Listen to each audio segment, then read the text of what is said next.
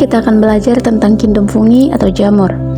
Tujuan pembelajaran yang pertama yaitu menjelaskan ciri-ciri umum fungi, yang kedua mengidentifikasi struktur tubuh dan cara reproduksi fungi, yang ketiga menyebutkan peran fungi dalam kehidupan, yang keempat memberikan contoh fungi yang bermanfaat dan merugikan.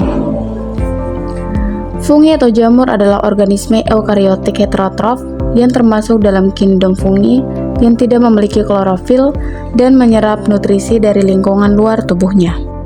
Ciri-ciri fungi atau jamur yang pertama yaitu bentuk jamur sangat beragam. Ada yang berukuran oval, bulat, benang, dan memiliki tubuh buah. Ciri yang kedua yaitu bersifat uniseluler atau organisme yang terdiri dari satu sel, dan multiseluler atau organisme yang terdiri dari banyak sel. Jamur uniseluler berukuran mikroskopis, sedangkan jamur multiseluler ada yang berukuran mikroskopis dan ada juga yang berukuran makroskopis.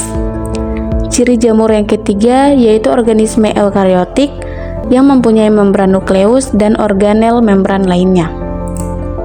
Ciri yang keempat yaitu tubuh jamur dilindungi zat kitin atau pelapis utama dinding sel jamur untuk memperkuat tubuh jamur.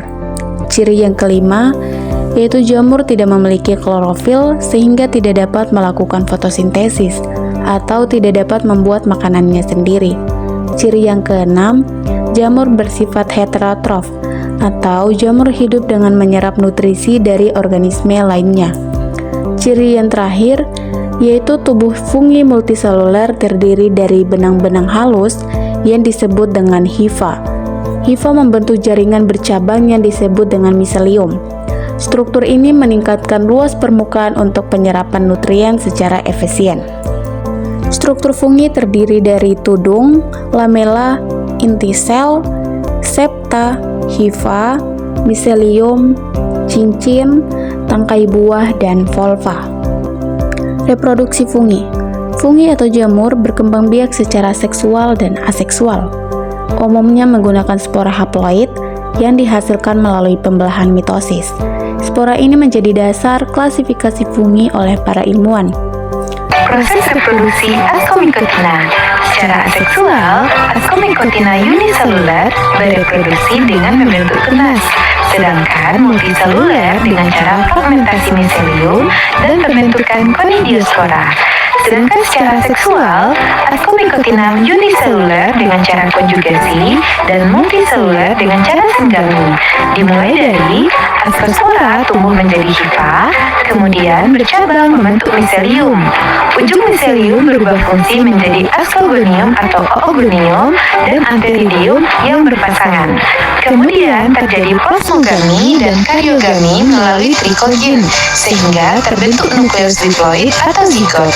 Nukleus diploid mengalami meiosis menghasilkan 4 sel haploid yang akan mengalami mitosis dan menghasilkan 8 ascospora yang akan tumbuh menjadi hifa baru dan proses kembali berulang. Basidiomycotina. Secara seksual dengan membentuk konidia. Secara seksual dengan cara singgami melalui basidiospora. Hifa positif dan hifa negatif mendekat dan terjadi plasmogami, sehingga terbentuk hifa dengan 2 inti haploid. Hifa tersebut tumbuh menjadi miselium sekunder dan ujung miselium tersebut berkembang menjadi basidium. Terjadi karyogami atau penyatuan 2 inti haploid menjadi 2N. Setelah itu, terbentuk 4 tonjolan pada ujung basidium yang disebut sterigma. Inti diploid membelah secara meiosis menjadi 4 inti haploid dan bergerak menuju sterigma membentuk basidiospora. Basidiospora akan tumbuh menjadi hifa bersekat. Dan klasifikasi fungi. Fungi diklasifikasikan berdasarkan tipe spora yang dihasilkan, antara lain yang pertama ada zygomicota, yaitu jamur yang menghasilkan zygosporangium. Yang kedua ada ascomycota, yaitu jamur yang menghasilkan ascospora di dalam ascus. Yang ketiga ada basidiomycota, yaitu jamur yang menghasilkan basidiospora di basidium. Yang ketiga ada deuteromycota, yaitu jamur yang tidak diketahui fase seksualnya. Peranan ekologis fungi. Fungi atau jamur berperan penting sebagai dekomposer, yaitu pengurai materi organik menjadi anorganik dalam ekosistem.